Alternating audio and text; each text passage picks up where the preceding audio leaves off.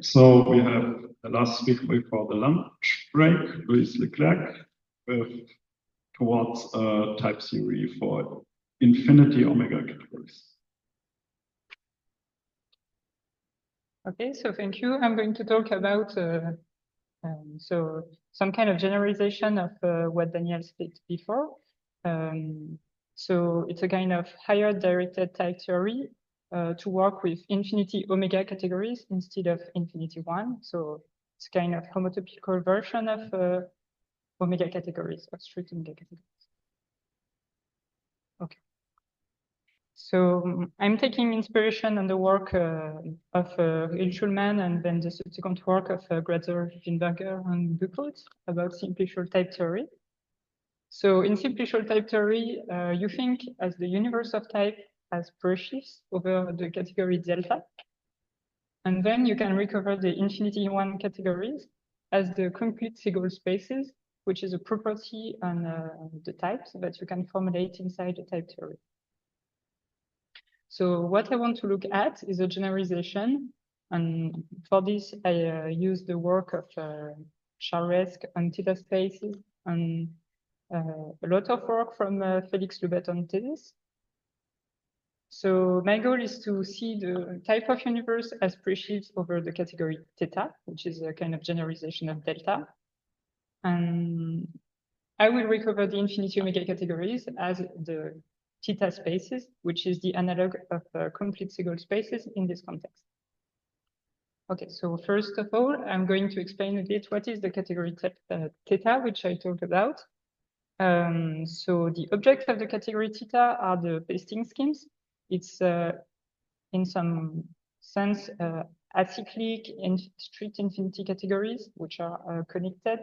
One way to see them is as pasting of blobs. Okay, so as on this picture. And the morphism, when you see the pasting schemes as infinity categories, will be the morphism of strict omega categories. So here are some examples of objects of these categories. So you have, okay, the point and the line. So the directed interval, which is already in the category delta. But then you can take some kind of suspension of this directed interval to obtain a globe and or free cell. But you also have all the elements that we already have in the category delta. So there is a nice combinatorial description of this category, which is useful to implement or to formalize this in type theory in a type theory, where you can describe object as list of objects. Okay, so with my previous example, the point will be the empty list, and the directed interval will be the list containing only the point. So the operation of taking the list off is a kind of suspension of operation, if you want. So yeah, in this idea, the freestanding two cell will be the suspension of the interval. So it will be the list containing the list which contains the point. And you can also define the n simplex like this as the list which contains n iterations. And then you have also a nice combinatorial description of morphisms. So it's a recursive definition. So once again, it's useful when you want to define it in a type theory, where to define what is morphism between the object above, which is the list of the PI, to the object below, which is the list of the QI.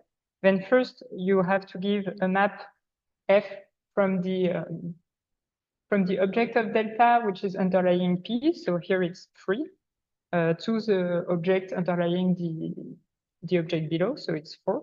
And it's depicted by the blue arrows in this picture. And then each time you can draw a pink squiggly arrow, like on this picture. You have to define recursively a morphism of object of the category theta between the object corresponding to the source and to the target. Okay. So I think it has this construction has a name more generally, which is a kind of Krohn product in category theory.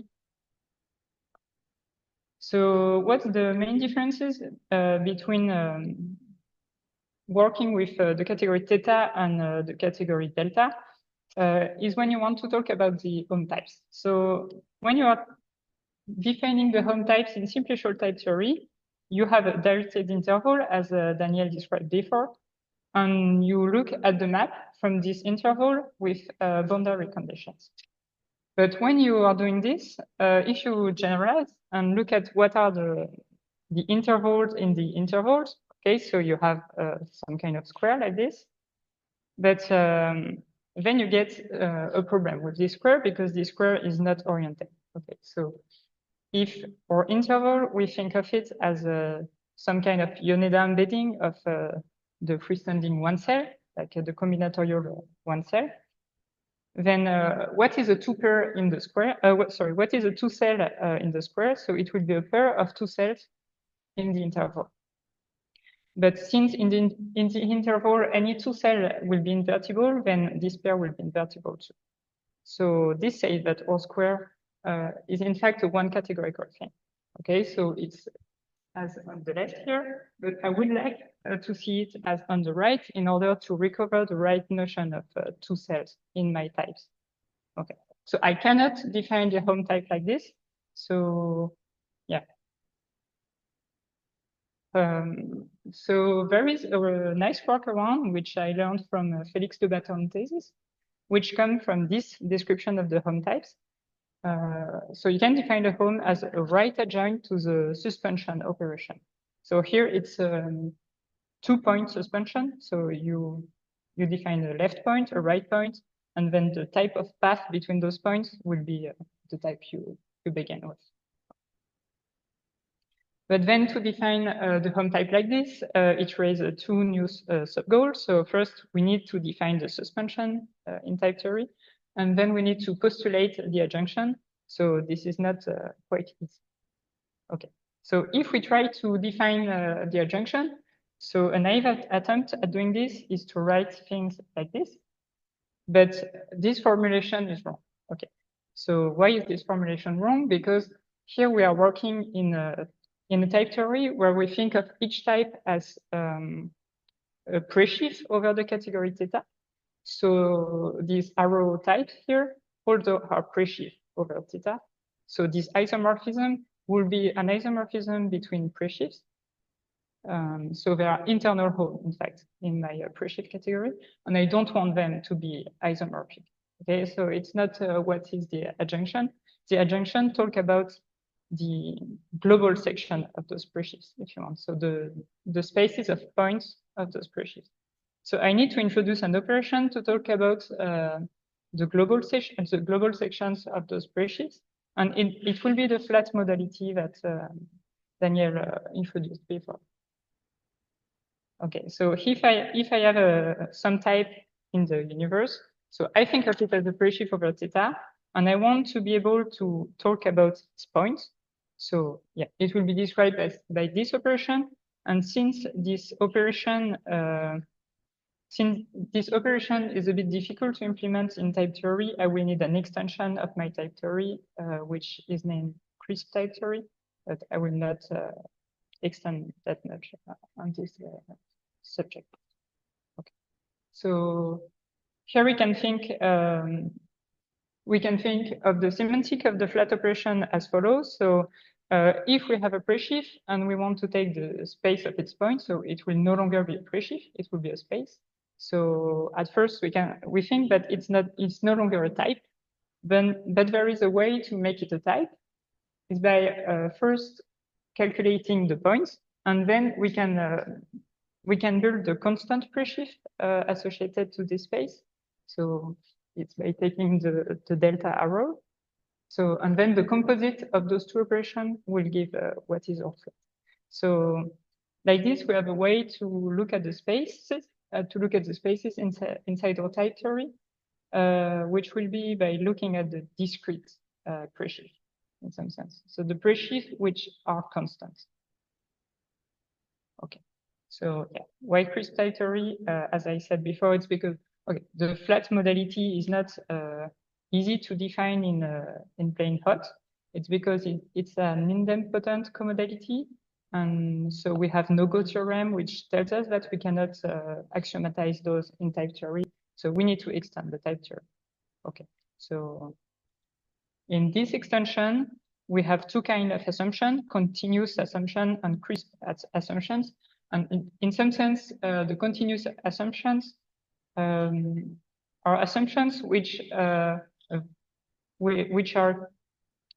functorial on the context. So if you have okay, so it's respect 1, 2, 3 cells of our types of our context, if you want, and crisp assumptions doesn't care about those higher cells. It only cares about the parts.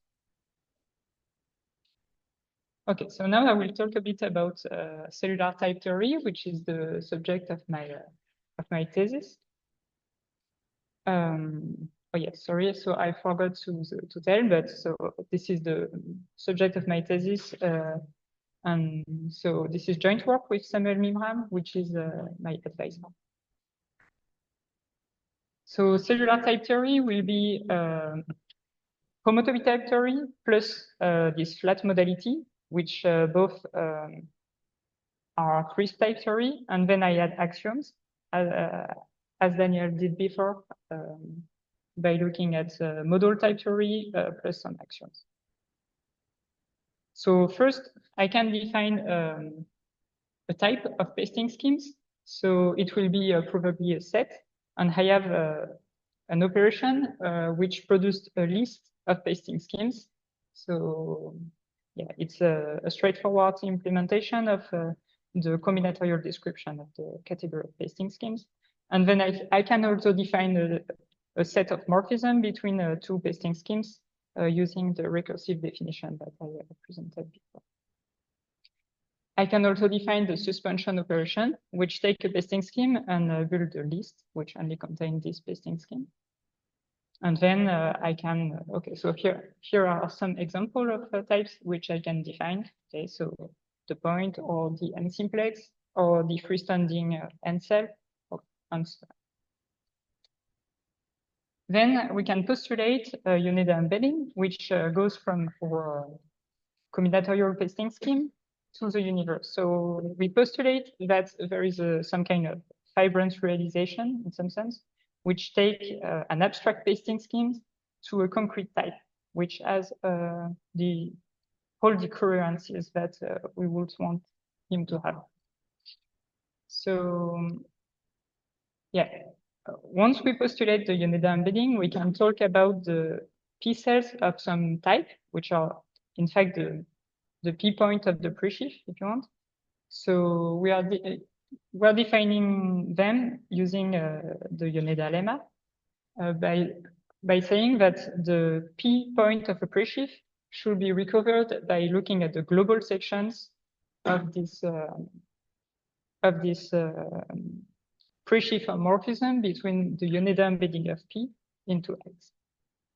And then for free, you can define bottom-up induce and P cells. And you can pull back cells if you have a morphism between two objects in the base category. Okay, then I need some axioms. So the first axiom that I use is that the equivalents are the pointwise equivalences. So in fact, this axiom tells us about the model category that we're working with on theta spaces. It tells us that the weak equivalences should be the pointwise weak equivalences. And then I have a batch of 3 axioms. So the first one, which tells us that the Univalent embedding should be fully faithful, and that looking at the P points of a type, this should preserve co-limits. Okay, so this functor should preserve co-limits. So for example, we can postulate it as being a left adjoint to something. And then that this curious map here is an effective epimorphism. Okay. So what motivates those three axioms is some theorem in the Lurie-Hayatopos theory, which will ensure that our universe will really be the universe of presheaves over the category theta, and will recover everything, and that the morphism will be the morphism between ratios. And then I have another axiom, which is about the flat modality. And it tells us that the flat modality should compute the point of a type. And we can do this. We can relate the flat modality and the global spectrum of type by saying that there are two kinds of discreteness. The first one is when the counit map between flat x and x is an equivalent. And the other one is when some type see all realizations of pasting scheme as being contractible. As Daniel said before, we can recover groupoids in his type theory by looking at the type which thinks that the interval is contractible. So it's a generalization of this. The discrete type will be the type which thinks that all kind of cells are contractible. Okay, and so we ask for those two kinds of discreteness to be the same. Okay, so how I can define the suspension? So I would like to extend in some sense by co-limit the suspension operation that I have on pasting scheme to all types. So for this, I have found a universal property for the suspension of a type, which is that if you want to look at the P cells of some suspension of a type, then you have a description of what are those P cells. So if P is a chain of some pasting schemes, and you want to map the object P in X, then you get to choose some object in this chain and map the PI to X. And then you are forced to squash the ends to the left and right point of X. And there are two extremal cases when you squash everything to the left or everything to the right. Okay. So it's a bit technical, but the point is that there is, in fact, a universal property for the suspension in some sense, and it's very useful to define it. Okay. So once we have the suspension operation and the flat modality, we can now postulate the adjunction between the home type and the suspension operation. So like this, between maps and B-point type maps. In order to talk about the Siegel types, which will be the generalization of Siegel types in the context of simply short spaces, we have to define a cellular realization, which is really the gluing of the cells of a pasting scheme. But here we don't postulate that this gluing will have any coherences. Okay, so for example, here there is one cell and there is one cell on the right, but there is no reason why there will be a composite of those cells. So this is this cellular realization. It's really the globular sum geometrically. And once we have those two kinds of realization, so the Yoneda embedding of a pasting scheme and this cellular realization, we can define what it means to be a Siegel. So it means that a type, when you give him like composable cells, so you give him this data, then he already for free give you all composites. So it will know how to compose one cell or any one cell with two cells. He comes with composites for any cells in this diagram. Okay. So he sees them as the same. And then we can define infinity omega categories in this context by looking at the types, which will be both Siegel and complete for some sense of complete, which I haven't worked out yet. But it should be similar to what is in Hill-Schulman type theory, simply short type theory. So what is to be done now? Okay, so my main goal will be to prove Yoneda lemma in this context, so in the infinity omega categorical context. But this, for this, I need to define a well-suited notion of fibration, so of Cartesian fibration, and it's a bit hard to formalize it in type theory. For now, I have a bit trouble doing this, and I need to work out some properties of singleness and completeness. Okay, so currently the goal I'm working on is to prove that if a type is single, then its home type is single. I have a proof on paper, most of it, and I'm working on formalize it. So I can say it's almost formalized. Yeah, okay. So that's in hand. Thank you.